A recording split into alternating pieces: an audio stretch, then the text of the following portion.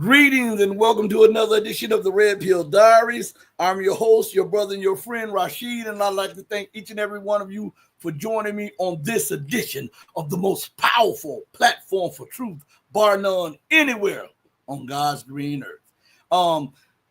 Today's show is titled Live, the Next Step After the Smoke Clears. Now, we're going to talk about a few issues here, because this is political season. You know, we just had a presidential selection, not election, but selection. And we're seeing the formulation of a new cabinet. We're seeing the old guard stoking tensions in Ukraine and in North Africa and in West Asia. They're doing that right now. So shout out to Joel Bradford's in the building. Thank you, Joel, for joining me. And those of you who are listening, thank you. Shelly is in the building. Thank you for joining me, Shelly. I want to inform you all who may not be aware of this, but for the last 3 days, the United States has been bombing the hell out of the Middle Eastern region and North Africa. They have been bombing the hell out of them. Everywhere from North Africa to Yemen to Syria to Iraq, they have been bombing. And on camera, they're talking about Iran is not supposed to do X, Y, and Z. Why is it that a nation can come 8,000 miles from home and dictate to people in a region what they can and cannot do, what they should and shouldn't do?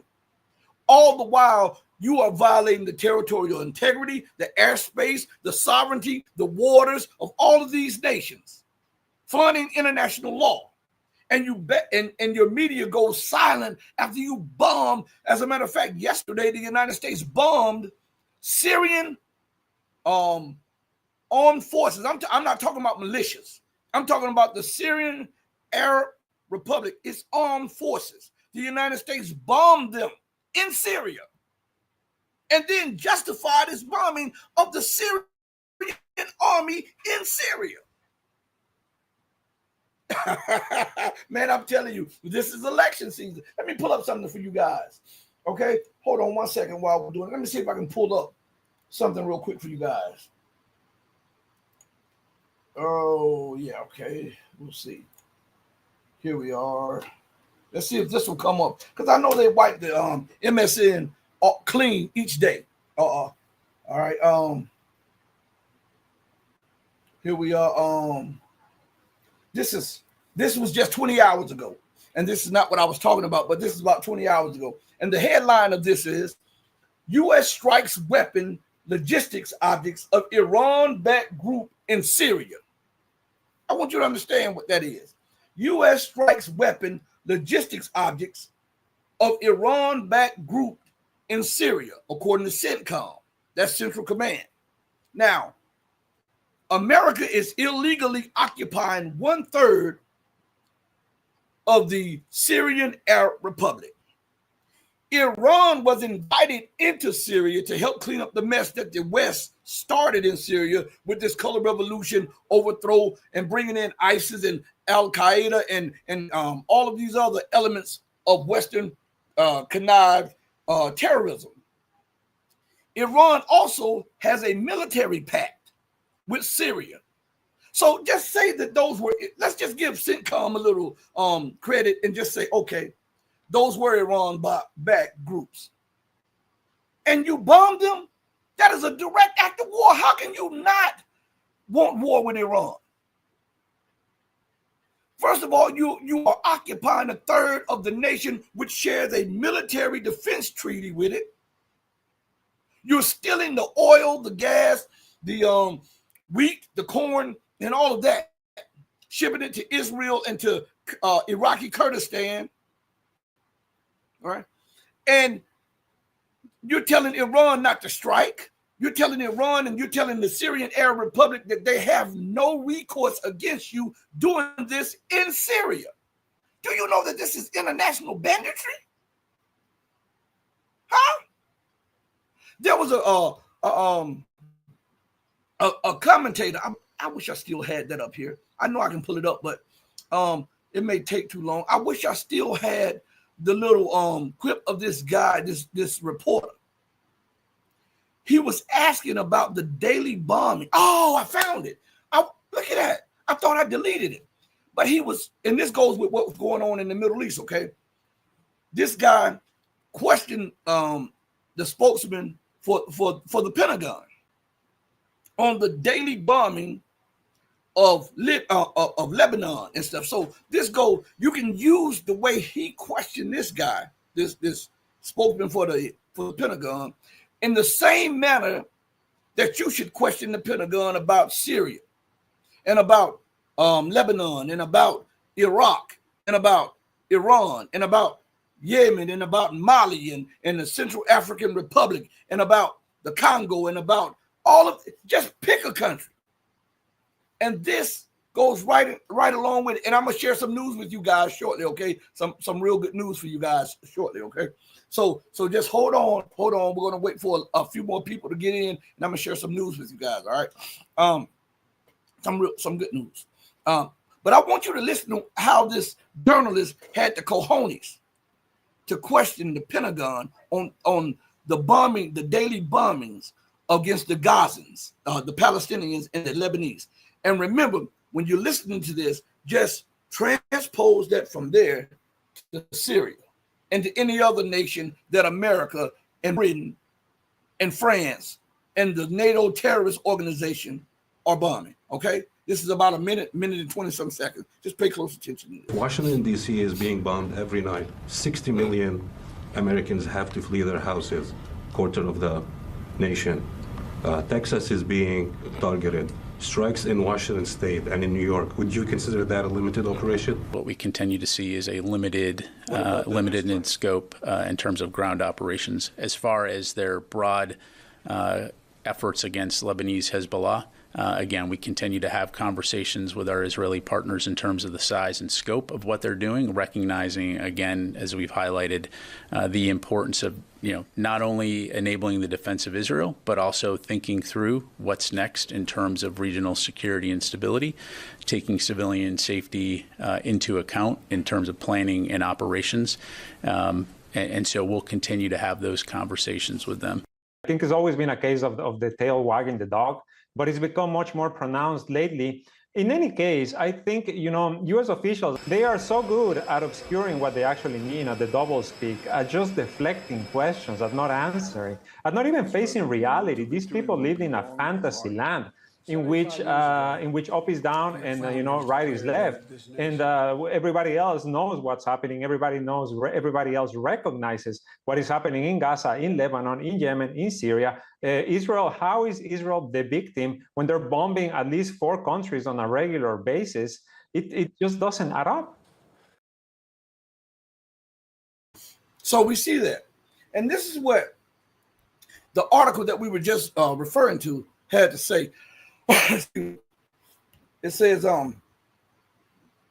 U.S. forces on Wednesday struck a weapons storage and a logistics headquarters of an Iran-aligned militia group in Syria, the U.S. Central Command said. Tuesday, U.S. Central Command forces conducted strikes against an Iranian-backed militia group's weapons storage and logistics headquarters facility. These strikes were in response to a rocket attack on U.S. personnel at patrol base Shadadi. The command said. Now, here's the kicker. The Syrian Arab Republic said that they bombed Syrian military forces and killed and wounded Syrian armed forces. Now, they are in Syria. And how are they in Syria? Did they have a UN mandate? No. Did they have a Syrian invite? No. So how are they in Syria? Illegally.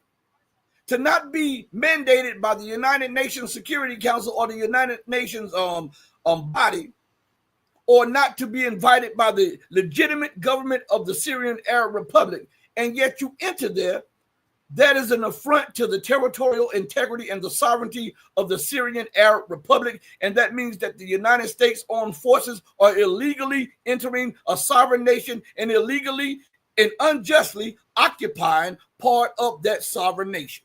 So if any group, any militia, any Iran or Syrian-backed militia fire rockets at the United States, contrary to what the Western media states, they have every right to, according to international law.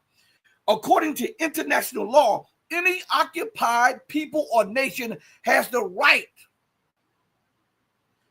for armed struggle against the occupying force. That is in the UN Charter. So if missiles were fired against the United States, guess what? You were not invited. And you were not given a mandate there. So guess what that means? That means that you are illegally occupying a third of a sovereign nation, which means that if it's the Syrian Arab armed forces, an Iranian-backed militia, or anybody that has been deputized by the Syrian Arab Republic has the right to resist your occupation, be it political, financial, or militarily, according to international law. I'm not making this up. Go into the UN Charter and see. So America gives you a justification for bombing these people, but the real reason she bombed them is because she's in fear that Iran is making preparations with the actions of resistance to retaliate against Israel. That's what that's for. Let's see what it says.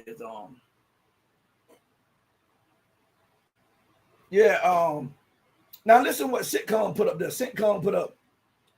U.S. strikes weapon logistic objects of Iran-backed group in Syria. Sitcom. U.S. forces on Wednesday struck a weapon storage and logistics headquarters of an Iran-aligned militia group in Syria, the U.S. Central Command said. the armed conflict in Syria has been going on since, and it shows since, and then it gives us a readout saying that no U.S. forces were harmed or hurt. Yet you bombed the Syrian Arab army in Syria. They are the people from Syria defending Syria against occupation, defending Syria against Western imposed terrorism. And you bomb the very people who are fighting ISIS, who are fighting all of these terrorist groups, yet you say you're fighting terrorism. Make that make sense. Make it make sense. Because your logic is not logicking up. Like they said, your math is not mathing up. That's what that is. So if Syria, because Syria is roughly the size of the U.S. state of Washington, all right? What if the Syrian Arab Republic said, like we see some crime going on there, and they say, well, we believe that is an instrument of terrorism, and then they deploy illegally, ignoring the United States, and deploy troops to the state of Washington. And then when the United States deployed troops to Washington, the Syrian Arab armed forces bomb U.S. forces and say that these are British aligned forces. How would America take that? Would she allow that? Would she say that was justification? See, this is what I'm saying about the Western world order. The rules for thee, but not for me. I'm the exception to the rule because I'm the global hegemon. I make the rules as I go. So you must obey the rules-based international order. And these rules are based on what I deem as right and wrong, what is my prerogative at the time, what I want to go on, what I want to happen. And if you're in violation of that, then I'm gonna have to deal with you. Even though you have no set rules, you say international rules-based order, and you use it so that you can impose or submit your rules or your dominion over everybody. That's a bully. That's a person that is spreading tyranny. That's the international pariah. Okay? In about 3 or 4 minutes, maybe about 5 minutes, I'll tell you guys some good news, okay? So hold on, don't click off and don't do any of that stuff. And also, while you're in the building, hit the like button. And if you don't like what you're hearing, hit the dislike button. Hit the like button or the dislike button. It doesn't matter which one you do. I prefer you hit the like, but do something. Because when you're not doing anything, you're neutral. And we know that neutrality, after a while, stalls out and dies. Okay? That's why I don't get along with it. Oh, I'm neutral. I'm neutral. We want Ukraine to be neutral. Why the heck do you want neutral? America has a whole military organization, okay, called the North Atlantic Terrorist Organization. Ukraine has better history and ties with Russia. Why would you want Ukraine to be neutral? I don't get that. America's not asking Britain to be neutral because they have blood ties. The U.S. and Britain and Australia and New Zealand, they have blood ties. So why must Russia's surrounding nations that have blood ties and historical and cultural ties be neutral also? When U.S. allies are not neutral. See, a lot of this stuff, I'm telling you, they jumble this stuff up and they make international politics harder than it has to be. And this is because they think they know everything. And this is what's leading the world to war. Now, when we look at Trump, all right, he's getting his house in order for his administration. All right. Didn't I tell you guys that it was going to be focused trying to get at Iran? All right. Because they got to take Iran out. They cannot allow Iran to remain an independent, sovereign, and powerful nation. It cannot be. I don't care what the pundits say. I'm telling you what's common sense. If America is still trying to submit her global hegemony, she needs Iran out the way.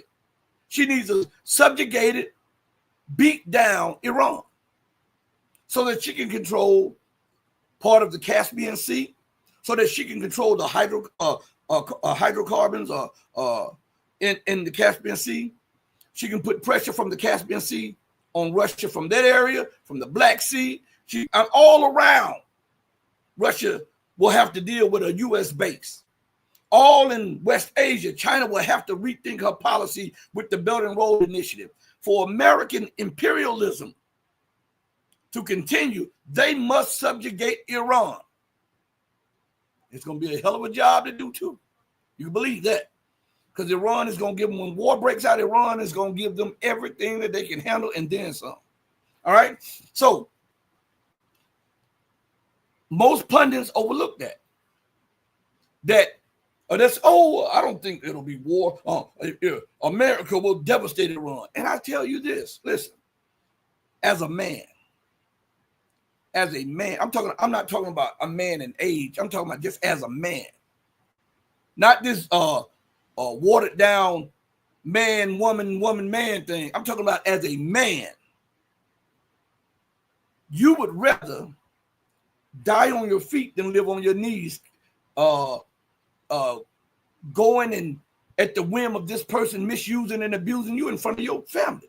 Your job as a man is to defend your family, even at the cost of your life. So when we look at that, and then we put that in the context of nations, and you hear all of the pundits talk about how Iran, if America joined in the strikes on Iran, it would be devastating. Well, look, you don't know Iran's military capabilities. You don't know how, because sometimes faith, sometimes determination, sometimes strong will outdo the so-called advanced technology. Look at what the Taliban did to America. And they had rifles, AK-47s, no air defense systems, no tanks, only RPGs and AK-47s. And look how they devastated the U.S. economy. Look how they devastated the U.S. standing across the world. Look how they devastated U.S. position economic everywhere.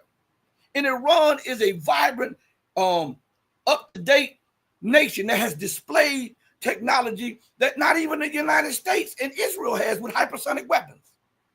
They have demonstrated their indigenous air defense systems, their drone technology helped Russia change the tide against NATO.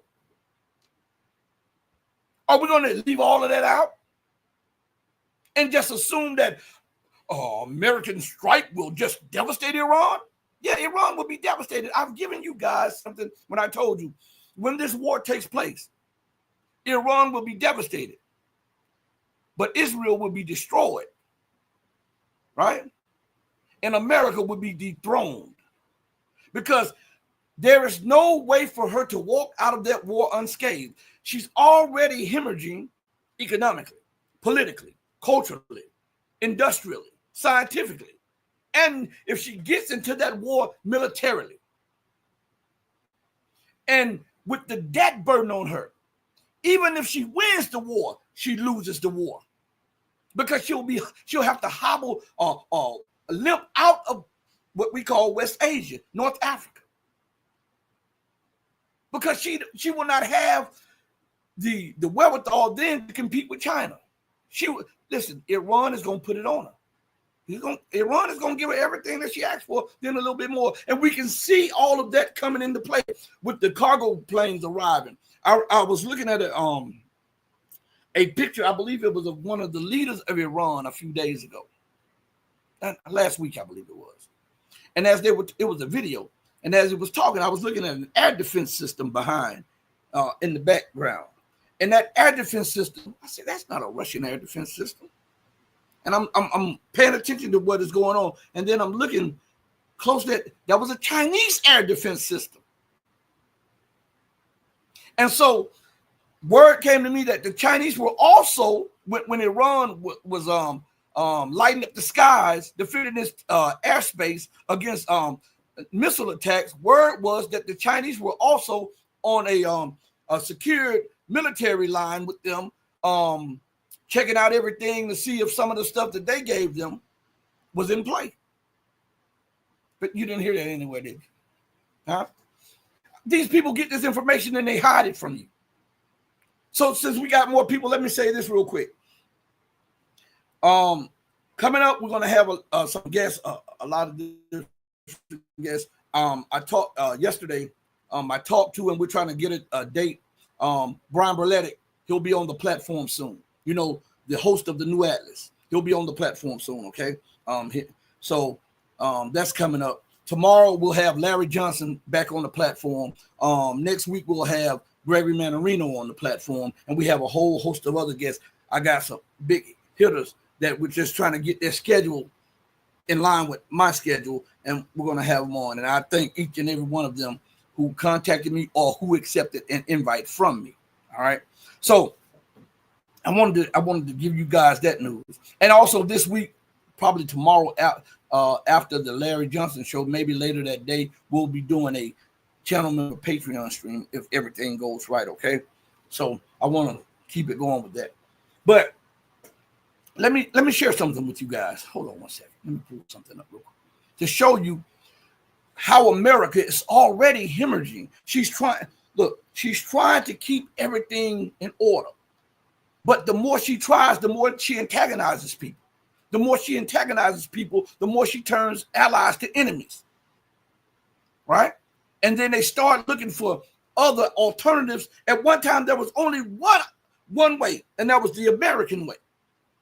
But now with the rise of BRICS and the rise of the Shanghai Cooperation Organization, there is another alternative to dollar hegemony, to U.S. subjugation. I want you to listen to what one of her closest allies is now talking about, okay? As for Turkey's status regarding membership, Turkey was offered associate partner membership, as well as other countries. Plenty of states have expressed interest. This is a transition period for BRICS. Joining BRICS would bring significant gains to Turkey in terms of cooperating with the important platforms of the world. However, given Turkey's strength today, whether it's economy, prestige in foreign affairs, prestige as a leading power, it would further strengthen BRICS. Ahmet Bolat, he issued a statement suggesting that there has been mutual interest between Ankara as well as the BRICS bloc, and that the statements provided suggest that Turkey was offered a seat as a partner state. Now, there are a number of things that we need to unpack here. The statement in and of itself is not necessarily significant in the sense that it's not new information, but what is new is the excitement that we can hear in the minister's voice, that Ankara and lawmakers within the capital have a sense of hope as well moving forward, because we take into consideration a number of factors. But first and foremost, Turkey's position within the BRICS bloc is going to be a matter of great significance for Ankara moving forward. We understand that the minister did say that they were offered a seat as a partner country. We understand there are different tiers, shall I say, of joining the bloc. We understand that there are observers and dialogue partners that can observe certain meetings, but they have no say in the decision-making process. There are also applicant countries that express interest in joining the bloc. And then there are partner countries, but there are also full membership. And this is what Ankara is currently in a position seeking in the most sense, because as a full member, Ankara will be in a position to also have some say in the decision-making within the bloc. This will, of course, shape the foreign affairs as well as the bilateral relations between countries, especially positioning Ankara in a very stable situation, particularly because of its past history with trying to join the EU bloc. And this has been a matter that has been revived between Ankara and Brussels quite recently, just after the president-elect was elected president, and the Europeans understood that Donald Trump will be serving another term. So this essentially provides some source of alternatives, at least for the EU to seek alternatives. But however, the one thing that's important here is that the EU has agreed to hold a high-level meeting in the second or third quarter of next year, whereas when we take into consideration the meetings conducted by the BRICS bloc, that they are readily available, but more importantly, that they are also willing to work with Turkey. This is going to be important moving forward, because we understand that the statement provided by the Minister of Trade, he mentioned Turkey's position, its economic strength, its leading factor factor within the area. And we understand that this is going to be important moving forward, particularly as a full member state of the BRICS alliance, when they're in a position to, of course, attend the annual summits, but contribute to joint initiatives as well as collaborate with other states. But the position it finds itself right now is not as bad comparatively speaking. It does provide Turkey the position and the freedom to work with other members or partner states within the alliance to, of course, hold deals and boost trade and economic ties with other nations that are also a partner to the BRICS alliance. So this is in and of itself significant. We understand that there's a great deal of hope and optimism within the Turkish lawmaking camp. And there's also one more thing that the Turkish minister decided to address in that exclusive statement to local TV within the country. He stated that there were allegations suggesting India blocked Turkey's bid to join as a full member state. The Minister of Trade, Ömer Bolat, denied those claims and said that the position that Turkey finds itself right now is all a part of the process, and it will continue to follow the process as well as the chain of command until it essentially ensures itself a seat within the greater bloc. So now, here's something very important that when you listen to that, you may overlook something. I'm going to play the first part of that again, and then I'm going to explain to you what I'm talking about, okay? So pay close attention to this. This is very important. This shows you a shift, a paradigm shift that is underway, that most people, when they hear it or they see it, they overlook it because it's not what they have been programmed to think about. So I want you to listen to this, okay? And remember, this clip I just downloaded right before we went live, so I haven't seen it either. I saw it now. But I want you to pay close attention to this. As for Turkey's status regarding membership, Turkey was offered associate partner membership, as well as other countries. Plenty of states have expressed interest. This is a transition period for BRICS. Joining BRICS would bring significant gains to Turkey in terms of cooperating with the important... Boom. He said this is a transition point for BRICS in Turkey, and joining BRICS will bring significant trade to Turkey and significant change to Turkey. Now, let's go to the definition. The word of the meaning of transition. According to the dictionary, Google's dictionary, not Rashid's dictionary, but Google's, okay? Transition is a noun. The word transition, let me get my mouse over on this screen. It says, the word transition means the process or a period of changing from one state or condition to another. Change, move, passage, transformation, conversion, adaptation. So what is he referring to? A transition from what? A transition or a change from an Western-oriented mind, Western-oriented trade, Western-oriented politics to that of the BRICS, which is an Eastern global South-oriented bloc that is outside the scope of US-UK domination. He's telling you, the guy just told you that there's a paradigm change underway. Okay? By telling you that it's a Turkey is in the midst, and BRICS is in the midst of a transition. That means to change from one thing. What is Turkey changing from? All one has to do is ask, if Turkey is transitioning, what are they a part of now that they're transitioning from? Turkey is trying to get in the EU. They've been trying for the longest. Turkey is a part of NATO. NATO is arrogant and towards Turkey and gives F-35 to Israel, which is not even a NATO member, but won't give them to Turkey after Turkey paid billions of dollars for it. So what this guy is telling you, that Turkey is positioning itself, and it is now moving from one world order to another world order. That's what the word transition means. That's why I tell you, it is very important when you're listening to these people that you understand the definitions of what they're saying, because they could be talking to you but talking over you. All right? So we break it down like that. Think about that. The process or a period of changing from one state or a condition to another. What state or condition that Turkey finds itself in right now? The state of NATO membership. The state of being ostracized by the EU. So what are they positioning themselves to go towards? The BRICS and the Shanghai Cooperation Organization, because they are observer members in the Shanghai Cooperation Organization also. So they're moving from one world to a new one. And it went over the heads of so many people as this guy opens up and tells you in so many words that we're looking at a new paradigm. All right? I haven't made anything up. You just heard it. So, and people ask, well, why? Why is Turkey doing this? Why are the African nations doing this? Why are the so-called Middle Eastern nations doing this? Let me play a clip for you just to let you understand. All right? This is a short clip. Relations with Russia are special in a sense.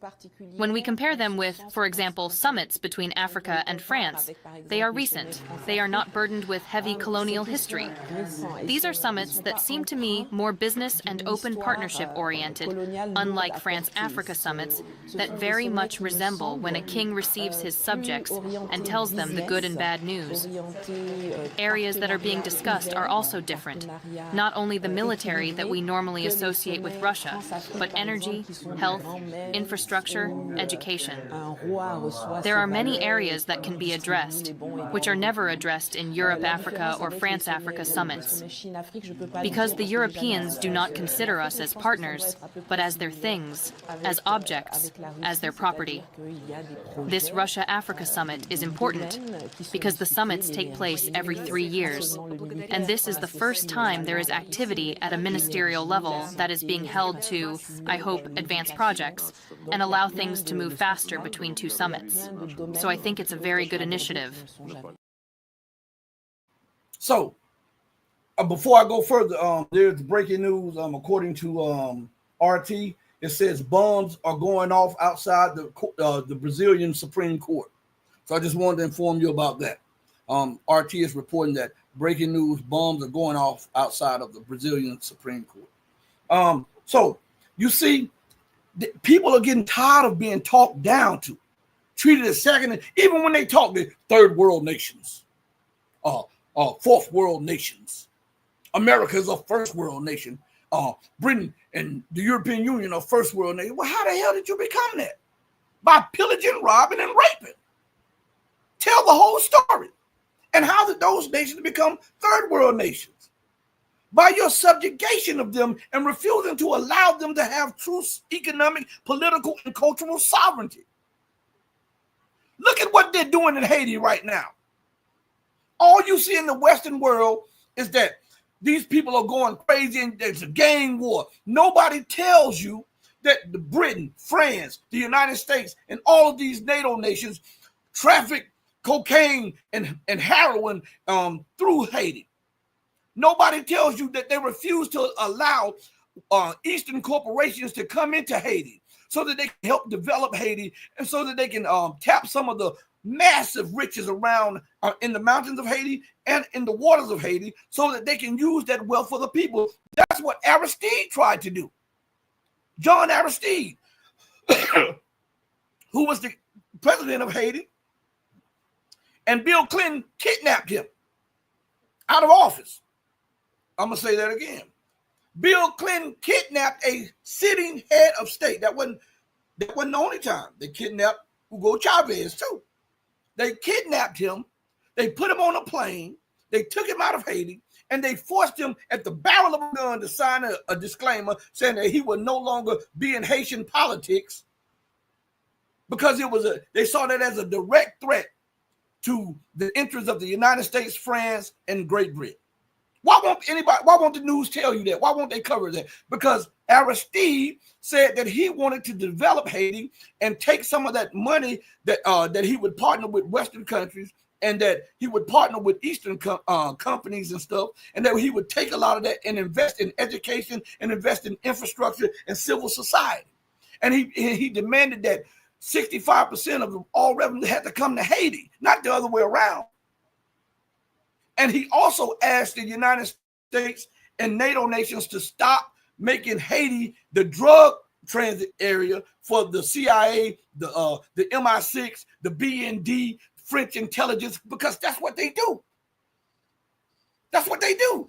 Nobody talked about this. All they see is the madness and the melee that's going on the streets. But nobody is talking about how France won a lawsuit against Haiti.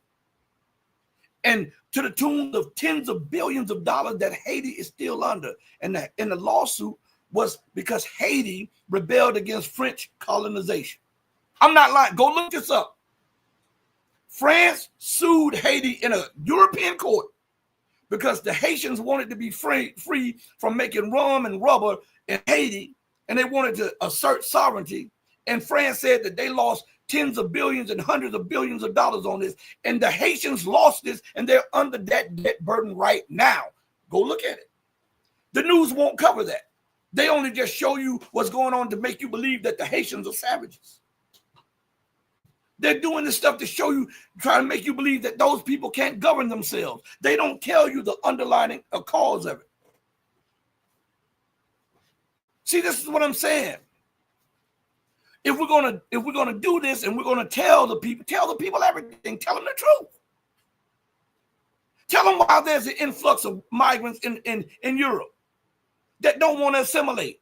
They should not listen to me good, and some of you are going to get pissed with me about this. Okay? But I call the ace and the space, and we're adults, so we can agree to disagree.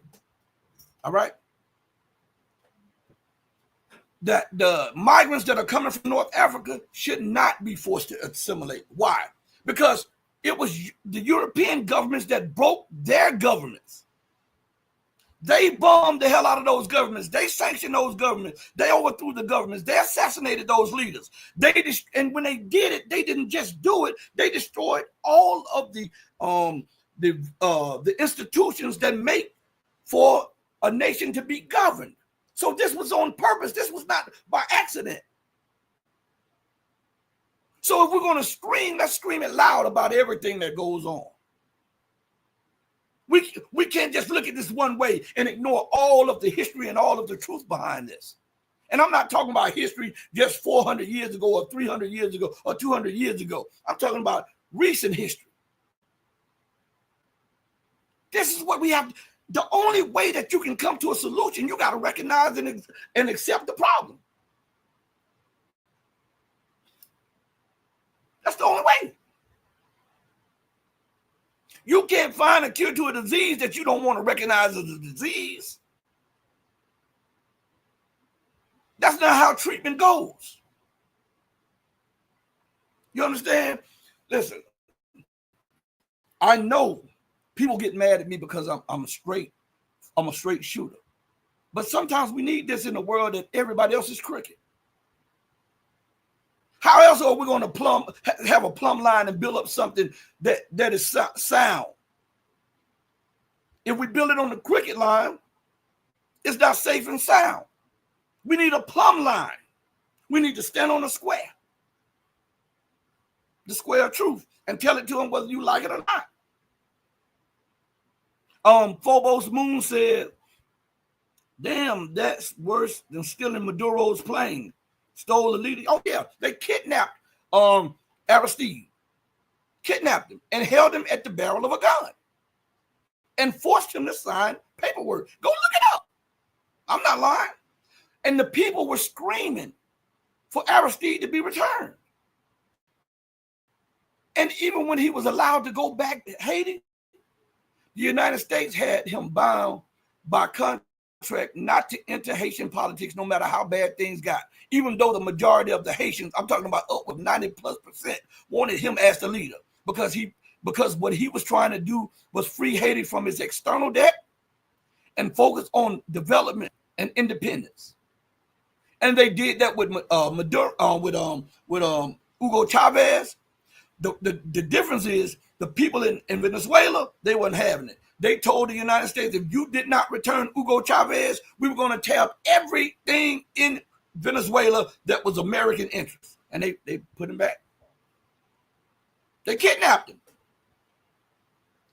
Listen, what I'm saying to you, just go Google it. See if Rashid is lying to you guys. That is the height of arrogance, to think that you can determine what other people how other people live, what they like, how they should be governed. All of this is the height of arrogance. It reminds you of that story in the Bible where Satan says that he wanted to be like unto the Most High, right? The Most High demands obedience, right? The Most High demands that you submit to his laws and his governance, right? There is no ifs, ands, or buts about it. You have to do X, Y, and Z to attain this, this, and this. And I'm going to make you in my image and my likeness. So if God made man in his image and his likeness, what do you think Satan would do? He's trying to make and mold nations in his image and his likeness. Every nation must be a democracy. Democratic values are Eurocentric. Listen what they say. This is racist as hell. I want you to listen to what they say. And it goes over most people's heads. Our Eurocentric values. What about African-centric values? What about Latin American-centric values? What about Caribbean-centric values? What about Eurasian-centric values? What about Asian-centric values? What about Baltic-centric values? What about the Caucasus-centric values? Why must it be Eurocentric values? You're saying that you want everything to be centered around the thought of Europe or Western Europe. That's trying to mold everybody in your image and in your likeness when one size does not fit all. What the Max said? Max says, why are the killer perverted Clinton family in hey, because they are part of the system. All right.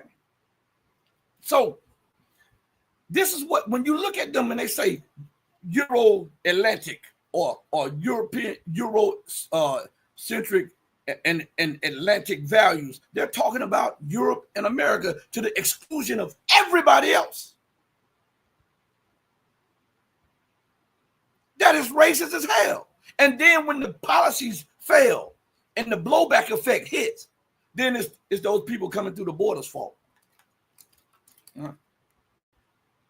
We should have secure borders. You will have secure borders if you stop meddling in those nations' affairs. Stop sanctioning those nations where they cannot trade with other people. Stop exporting inflation to those nations. Stop overthrowing their leadership because the leaders might not agree with America's policies, might not capitulate to Western corporations' demands that they seize more of the profit or the assets of that nation. All I'm asking somebody is to show me where I'm wrong. Tell me where I'm wrong in one thing that I'm saying. And why won't people be this bold and speak up about this? But when the policy fails, right, it's those Muslims' fault, right? That's what they say, right? The Muslims. Then it's those extreme Christians' fault. Not these Christians that love to colonize, but those who are trying to live up to what their principles are. It's their fault. It's never the fault of the policymakers. They're like children. Never accept any responsibility. Let's go to something. We always put responsibility on Joe Biden because he's crazy as hell and he should have some responsibility. But let's be frank about this. Trump, we can measure him by his 4 years prior to that. He didn't accept responsibilities. Nothing. So it's always somebody else's fault. It's the Syrians' fault. It's Iran's fault that they may be trying to acquire nuclear weapons. Hell, if you stop threatening to use nuclear weapons against them, maybe they won't get nuclear weapons. You want an uneven playing field everywhere. You want to have the advantage in everything. You want to have everybody centered around what you think, what you believe, what you hope for, what you want. And then when it comes to economics, you want to have an unfair playing field by having the reserve currency. If that's not enough for you, you want to be over control of all of the international institutions. That's not enough for you. You want to run deficits so that you can build up your military so that there can be no rival or combination of rivals that can rival you. And if that's not enough, you want to have thousands of nuclear weapons, but you're scared for Iran to get one. You don't want Libya to have one.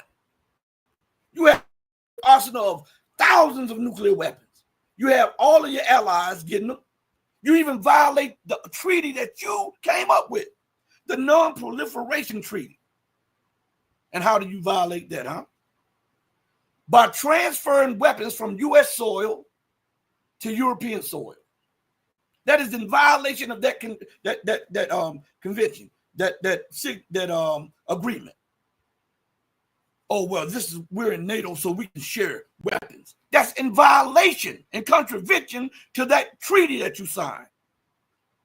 And then you're worried about whether Iran might get one. You didn't worry that Israel got 200.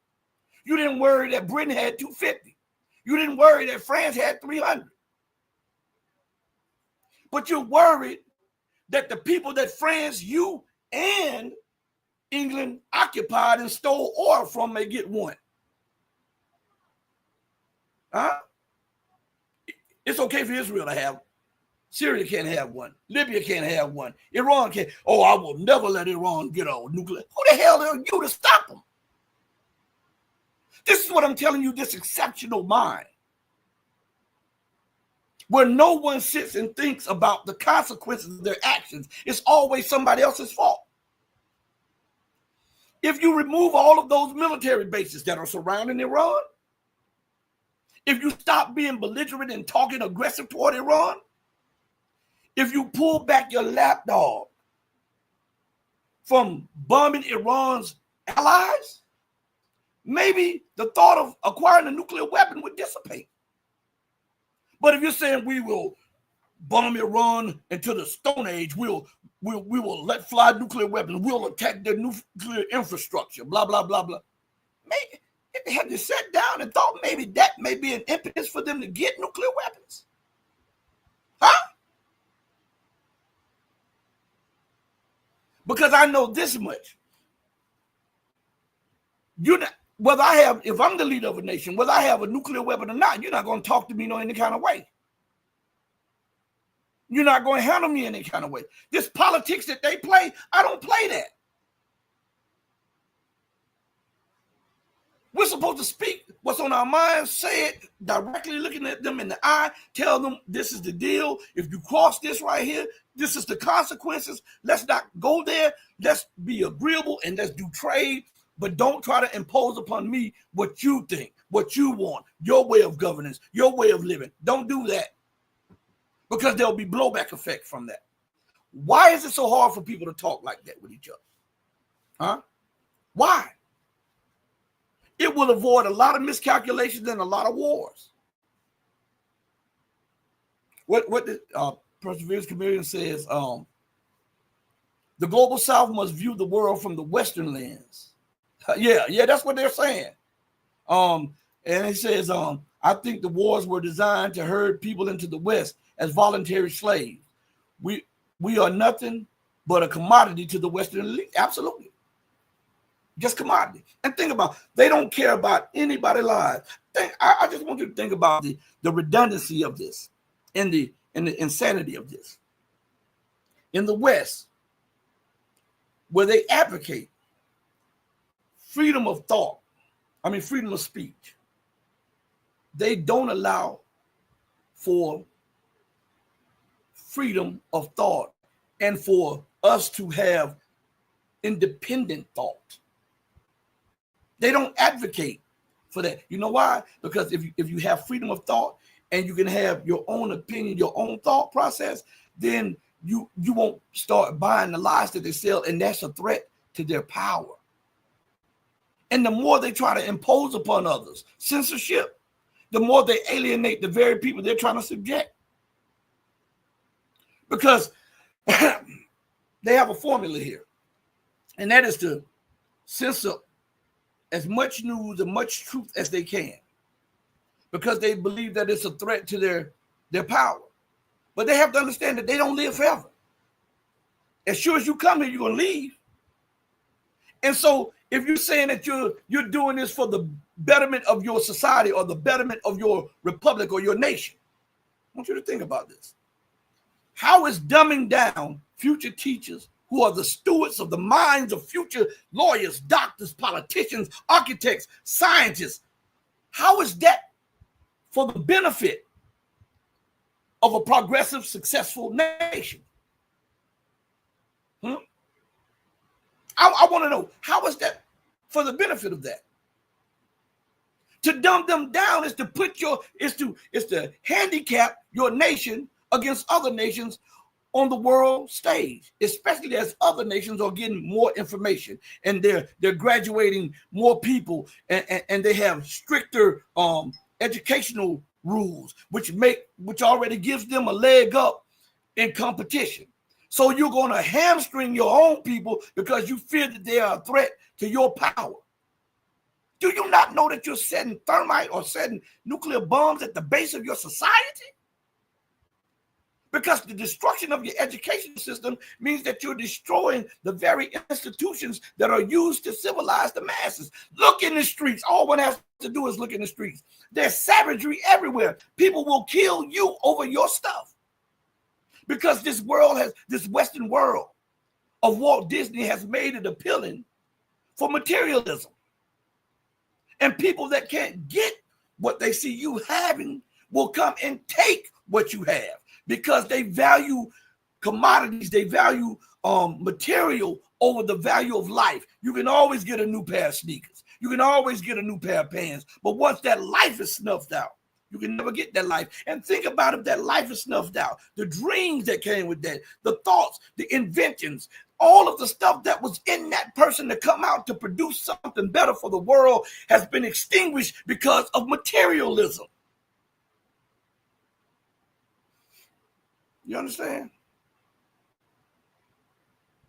So we're looking at them pushing us closer and closer and closer to war. Everywhere you turn and everything that you see marks the end of this world. It marks the end of the so-called rules-based international order, which in reality is nothing but no rules-based chaotic order. That's all that it is. Remember, let's go back to something that Turkish person said. BRICS and Turkey are in the midst of a transition. So if BRICS, which represents 65% of the population of the planet, and you add Turkey, are transitioning to something new, that means the old is passing away. And who dominates the old? The UK, the US, the EU. And here's why you see the push for provocations, the push for war, the push for chaos. Out of chaos comes order. They want to remain the leading power, so they want to push chaos so that they can retain their world order at all costs, regardless to the detriment of the many. They are trying to push something for the few. And that's why war is unavoidable. There's no way to stave off what is, as a matter of fact, listen to what these people say right here. Let me put this right here. This is 2 minutes. I want you to listen to this. And if we're talking about Africa, is aimed at making it so that Africa remains in a situation where they're far away from industrialization. Still, Africa is mainly selling commodities. As for the added value, it is being used in other places, first and foremost in Western factories and Western markets. That is not fair. We have discussed it and trying to analyze the situation. In the 1960, when the declaration on the granting of independence to the colonial nations and peoples, we saw a strong awakening of the African continent. Colonialism was essentially eliminated, though some vestiges were still there. They still exist, despite the resolutions of the UNGA about the need for complete independence of several colonies. Our African friends know it that sometimes former colonizers maintain the control over their territories. They don't want to return them to the nations which live on those territories. What we see now is a wave of countering neo-colonialism. It consists of such trade, financial, and other practices that stand in the way of African countries, in this case, of becoming full masters of their tremendous natural resources. This is a process of not only becoming aware of that, but of lifting the hurdles on the path of fast development and industrialization of Africa. And you know what he said in that communique right there when he was speaking? He said the West clings to neo-colonialism to prevent the rise of Africa, right? They need Africa as the memory gland for the West, for all of the resources and all of the commodities that run their countries. Go look at the whole entirety of that. So is that not a robbery? And they're doing it. I often tell you this. I say, if you look at Western policies, right, their international policy mirrors their domestic policies and vice versa. That's why you see the disregard for life on the streets. How can you demand that the citizens of your country respect life when you are riding roughshod across the globe, disrespecting life and the sovereignty and the respect of life everywhere? So you can go bum the hell out of these people to take the resources. You can go and kill their leader because he had potential and he wanted to remove the shackles of colonialism and wanted his people to be free. You can go and overthrow a leader on trumped up charges, and then at your White House banquet laugh, ha ha ha, no weapons of mass destruction, when there millions lost their lives. Millions. The destruction of institutions and infrastructure to the tunes of billions of dollars. And it's a laugh? These people are sociopaths. They're psychotic. So it's a joke to you that a country was bombed back to the Stone Age on trumped up charges. And then when the people from that country who were not interested in going to your country starts flooding your country, we've got to stop them from coming into the country. Well, why didn't you stop going in their country then before you bum the hell out of them then? You want to be able to bomb people. You want to be able to rob people. You want to be able to pillage and rape people, but you don't want the consequences that come behind that. Man, stop this foolishness. Stop this. And it's everywhere. It's everywhere. And they want to tell you that they're fighting terrorism when they are the terrorists. 1 minute. Let me give you 1 minute on this right here. Just this. Terrorism is 99% artificial because there are no terrorists without masters. Terrorism is a mercenary force under contract to the person who is able to pay. Actually, this is what happened in Mali. It was motivated by the resources that are in this region. In 1957, it was already known that we wanted our independence. All the problems we have are due to excessive resources, as you know. After 500 years of enslavement and many inhuman relationships, they generally think that we have no right at all to what God has given us. That is, the natural resources which we have in sufficient quantity. And they're used to dominating at someone's expense. Zelensky forgot that he was no longer on the stage of a theater, but already a big politician, because the one with the money calls the shots. Actually, a couple of hired Ukrainians were in Mali, but they were already elsewhere, and had been for a long time, starting from the Congo and everywhere. Haven't I told you guys that whoever pays the bills calls the shots? Nobody asked the question, okay, if Ukrainians are in Africa and they're training separatist groups. How the hell did they get to Africa? Well, they flew their own cargo planes. Okay, well then how could they do that if Russia has control over the Ukrainian skies and all of the planes that go up are shot down? Huh? So how are they getting there? They must be trained into another nation or bust into another nation, armed, and then paid and then flown to those nations in Africa to do what they're doing, because they don't have the financial resources or the military. Hell, they're begging the U.S. for money. They're begging the U.S. for weapons. So how the hell can a sound or rational person think that this is Ukraine doing this? This is the puppet master using the puppet to do what it wants to do, but hiding his hands.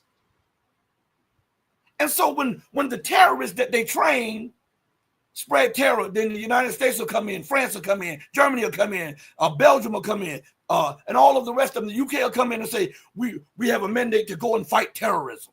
No, you wanted to go in there so that you can set a military base up in there, so that you can dominate the region, so you can prevent China and Russia from investing in them, so that those people can reap some of the benefits of their own resources, so that you can steal the resources, so that you can take it back, refine it, and sell it back to them at 100 times the price, so that they'll be forever in debt to you. We know the plan. You've played it for hundreds of years. We know it. And people are catching up. And then Mr. Kevin O'Leary, which is killing me. And I'm not going to keep y'all long tonight, okay? Because we have a show in the morning. Y'all got to check us out 10 o'clock in the morning, 10 o'clock Central Time, 11 o'clock Eastern Time. CIA analyst Larry Johnson will be on the platform. And then later on that day, if not that day, the next day, we'll have a channel member Patreon stream, okay? But I want you to just listen to him. This guy, because America is losing, this guy is screaming about unfair practices of China. Now, I want you to think about this before you hear him. What is more unfair than having the world reserve currency where you can print up debt ad infinitum and export inflation around the world, causing untold misery and poverty? What is more unfair than you having the world reserve currency where you can fund your military on all of these military escapades to bomb, occupy, and savage other nations? What is more unfair than you having the world reserve currency where you can manipulate interest rates to cause the overthrow of governments, to cause the overthrow, the insurrection of people around the world in their countries, to cause civil strife and civil war? What is more unfair than that? Huh? So when a nation becomes independent of that, the West cannot stand it, and it's like, as long as we can do it, it's okay. But we can't take if somebody else, especially a non-Western, non-white nation, does that. Oh, heck no. Oh, heck no. That is unfair. We need to go full in and break the economy. When dealing with China, how are you going to break the Chinese economy when they are now turning domestically in their GDP? And they are the workshop of the world. Africa is the workshop for China. China is the workshop for the world. China is the lender to the world. China is the largest investor to the world. China is the manufacturing juggernaut to the world. And almost all American corporations are in China. So Mr. Leary is advocating economic suicide. I want you to listen to this lunacy. All right? It must be hard for you to, spend 25 years talking about tariffs as being negative and then have somebody explain to you that you're totally wrong. The higher the tariff, the more you're going to put on the value of that piece, those goods, the higher people are going to have to pay in shops. Ready? The higher the tariff, the more likely it is that the company will come into the United States and build a factory in the United States so it doesn't have to pay the tariff. Our country is being threatened by Mexico. Our allies have taken advantage of us more so than our enemies. We're stuck with a bad deal. I mean, we have trade deals that were so bad that I said, who are the people that are doing it? They're either very stupid or they're getting paid off. You know, Trump got a lot of applause lines yesterday on that. That was former President Trump pushing back on Bloomberg's top editor talking tariffs. Look at this. The U.S. ranks among the lowest in the world on tariffs. Other nations are hitting the U.S. goods with higher tariffs. Look who's here. O'Leary Ventures chairman. He's Mr. Wonderful. Kevin O'Leary. The new season of Shark Tank airs this Friday. Kevin, when you saw this this debate, by the way, thank you so much for joining us. Trump is saying he wants to tariff car imports and the like to boost manufacturing here, to bring manufacturing back to the U.S. Would it increase inflation? What do you think? So you use tariffs to change behavior. And let's talk about the real tariff war. It's between the United States and China. This is an economic war going on. They do not play by the rules. They steal American companies' IP. We can't use their court systems. They litigate us with our American courts. And a good example of that is what's going on right now with TikTok, where we have a law that says it's Chinese spyware. The American people have decided to shut it down on January 19th, and the supreme leader of China is using our courts to sue us to stop that. I can't do that in China. So what he's talking about when Trump talks about tariffs is, can we use them to change behavior? And let me give you an example. If you increase tariffs on China by 400%, which I want to do, you won't buy any more yoga mats from there. You'll buy them from Vietnam or India or somewhere else, or maybe you make the yoga mats in the United States. I want to go to DEFCON 5 on China because I actually live in the real world. I'm not listening to a professor at some university. I actually do business there, and I'm getting screwed. So I would love to really push back and blow their eyeballs out until they come to the table. So I like tariffs against China. I'm not a big fan of tariffs everywhere, but he talked about John Deere in Mexico, moving them back to the U.S. They changed their behavior. You use tariffs as tactical warheads. And right now, we should be using that as a blowtorch on China to squeeze them to make a fair playing field with us while we're the largest economy. Let's do it. Let's squeeze them. 400% tariffs. A lot of people think I'm crazy with this. No, I'm not. They will be at the table in 48 hours with a 400% tariffs because their economy's weak. Let's hit them when they're down. Let's do it now. Interesting, Kevin. You know, Biden and Harris kept Trump's tariffs on China. Trump's use of tariffs, major trade deals, the U.S., Mexico-Canada agreement came after his tariff push. Deals with the EU, the Phase 1 trade deal with China. Even Bloomberg reports tariffs did pay off for China starting in the 1980s. But we keep seeing, the Moody's and the others saying it's going to increase inflation. Will it get passed on in inflation? Look, no, it won't. It'll change behavior. Most of our trading partners, it's yin and yang on tariffs. India, England, France, Switzerland. We work it out. Canada, Mexico, there's a little bit of a tiff going on. But they're our allies, and we can work it out. They come to the table. China doesn't come to the table. Let's hit them hard with tariffs. I'm good with it. Okay, let's get your reaction to Tim Walz saying he doesn't know a really basic thing about Wall Street. Watch this. This guy's a venture capitalist cosplaying like he's a cowboy or something. I don't even know what a venture capitalist does most of the time. Kevin, do you want that guy in the Situation Room? Yeah, venture capital, that's called the American dream. It's created the largest economy on earth. It creates 62% of jobs in America. Come on. We need venture capitalists. I don't know what he's talking about. Kevin O'Leary, you're the best. Thank you for joining us. That was terrific stuff. Good to see you. Oh, let's dissect just a few things that were said, okay? Behavior. Tariffs are to change behavior. You know what that sounds like? You remember at the beginning of during the special military operation that Russia is running against NATO in Ukraine, right? They kept saying, we invite Putin back as long as he changes his behavior. We must force Putin to change his behavior. That is a term to mean to subjugate independent thought, independence or any kind of sovereignty. That's what he's talking about. If he's so offended by China, he says he's in China, get the hell out. Huh? He said he's doing business in there and it's not fair. Then common sense tells you is to cut your losses and get out. If you're a capitalist, cut your losses and get out. But yet you remain there. Why? Because in reality, it's beneficial to you. Now you say to hit them hard with tariffs. We saw what tariffs did when Trump hit China. Right?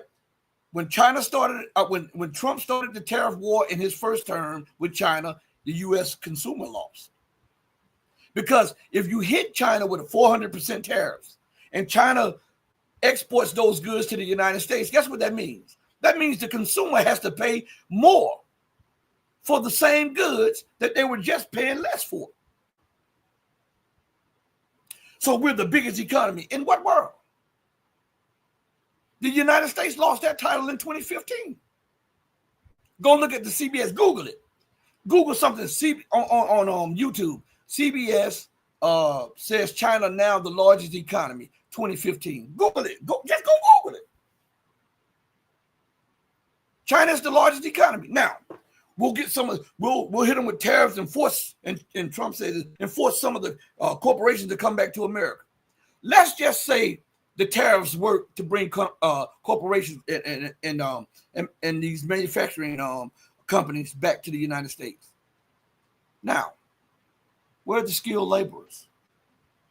Where are the skilled laborers? Because you don't have, hell, it's hard to get somebody to work skillfully at McDonald's. They always complaining and half doing stuff because they take zero pride in what they do because the country has made them lazy. So you're telling me an influx of corporations and manufacturing all of a sudden is going to do wonders for the country? When you have zero or next to zero skilled laborers? We have a reflection of that when Apple, the United States was putting pressure on Apple and the other companies to leave China. And Apple bought land in India. And we know that India is a tech area, right? So what India said, well, we can build them too. Now tell me, how did that work out? Apple is now saying that they're closing the plant in India because of lack of skilled people, and they're going to put them back in China for the new iPhones. They lost money, and companies do not want to lose money because they have shareholders. So they're back in China. Now he says, well, don't buy the yoga mat from China. Buy it from Vietnam. Buy it from Cambodia. Who do you think own the companies that are there? Those are Chinese manufacturing companies in Cambodia, in Vietnam, in Thailand. Some China has invested in Asia. So you can buy directly or you can buy through the middleman. Kevin knows that. But because he's so hawkish, these people, they get in their feelings because they see America's not the power in the nation that it once was. And they don't have the privileges that they used to have. The first thing they throw up are unfair practices. Who in the hell has enjoyed more unfair advantage over everybody than the United States and the UK? Tell me that. Tell me that. So they're in their feelings now because they're losing. The playing ground is becoming more even, more level. And on a level playing ground, level playing field, the skilled laborers are eating the lunch of the unskilled. And America knows that this is a service economy. This is not a production economy. Most of America's economy is Walt Disney. Just a couple additions on a computer. The world is waking up to that. And how can you want to go to war? Matter of fact, let me see something real quick, okay? I'm gonna pull up something while I'm gonna play a clip. And while the clip is playing, let me see if I can play something. I'm gonna play this clip, and then I'm going to while the clip is playing, it'll be a 5-minute clip or whatever. And if I find the video beforehand, I'm gonna stop the clip. But I want to show you these people, they don't think, okay? And as I was talking, it just dawned on me. I have clips about the ramifications if America does X, Y, and Z against China with people in the know. Okay, so I'm going to play this and then I'm going to look for it. Okay, you guys give me a chance to look for it. So I'm going to play this clip right here. You guys be patient. All right. I do believe that the major problem that we are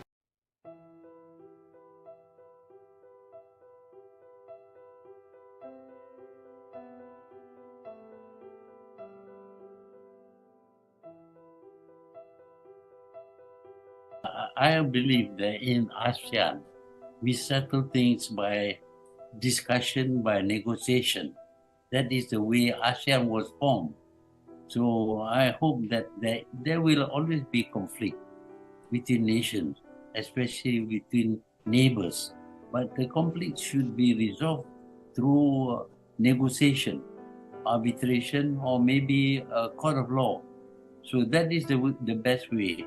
But sending in warships and making strong statements against each other, that is not the way to solve international conflicts. Well, the United States is not in South China Sea, but the United States seems to like to provoke confrontation between nations to the point of they are going to war against each other, as happened between Ukraine and Russia. When there is a war, then the United States, of course, is a big arms dealer. They produce a lot of arms, and they can sell their arms only when there is tension and wars in any region. So when the speaker of the United States visited Taiwan, that was provocative. And since then, Taiwan has got to improve their military capacity, buying weapons from America. So America has made a profit out of the visit. So I think I found it. So you guys give me a second to try to pull it up on the screen. You know I'm not tech savvy, so and don't laugh at me. Give me a second to pull it up on the screen, okay? All right, let's see. Invite, share screen, share screen. All right, the Red Pill Diaries, share screen. It should be coming up on the screen in just a second. Hold on, everybody. Let me see if it's on your screen. I got to look over here real quick to see if it's up. Okay, we can go. Now, I'm about to play this with Kiji No, okay? I want you to listen to this. This is about 6 minutes, all right? And he describes, remember, this man is an analyst. He is a top-notch analyst of the things that go on in Asia and the things that go on between the United States, China, Japan, and all of this stuff. Yeah, I've had him on the show. I've had a host of guests, okay? But I want you to just listen to what he has to say. I'm going to play it for you guys.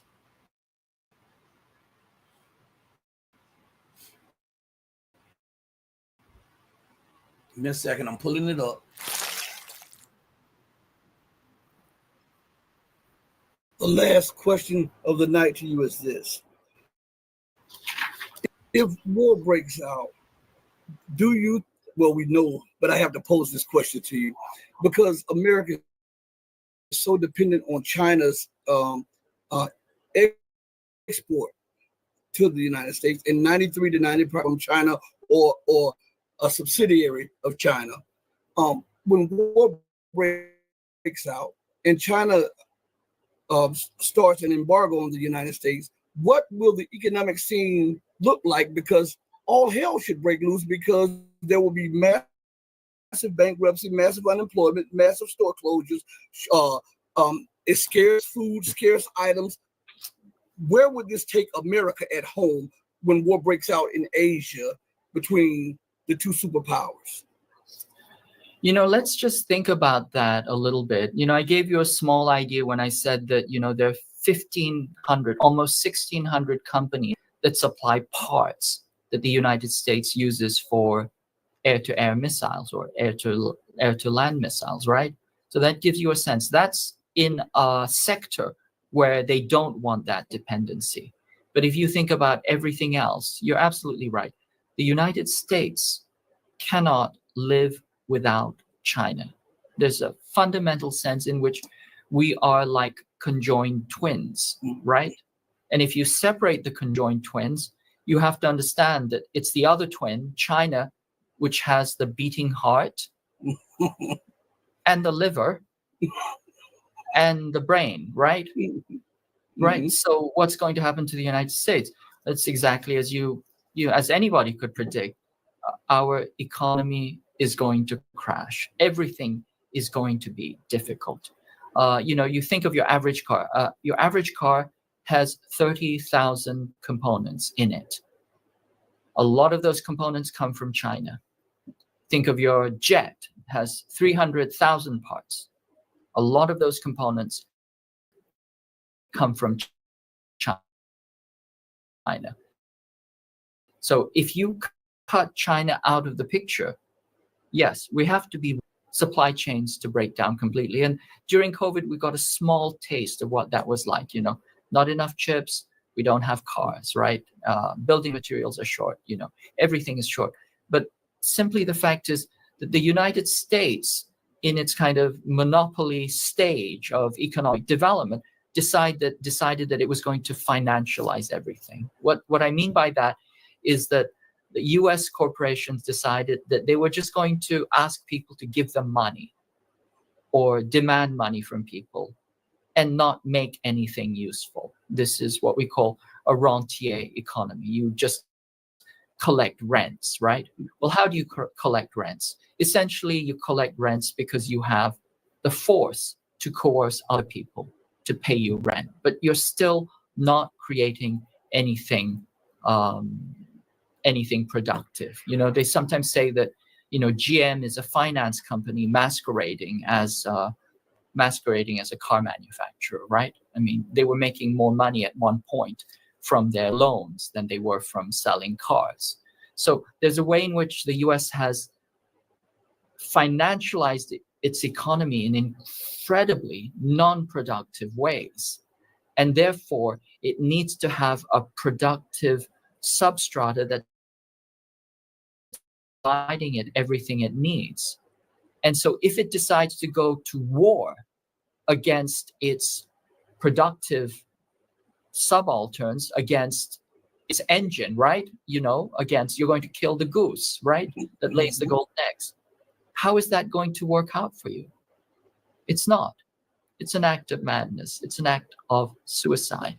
And so that is what the ruling imperial elite have on the agenda.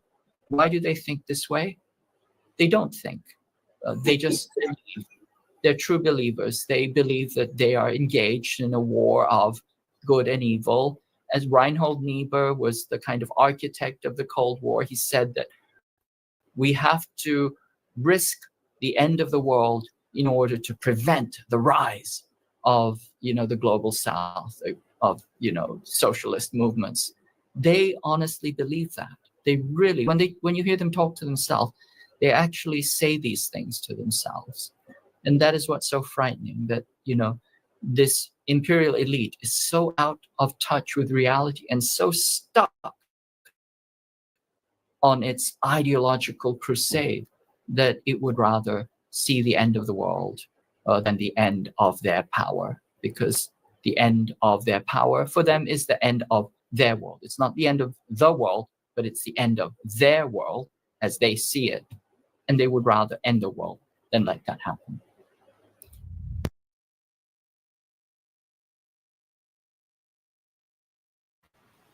I told you.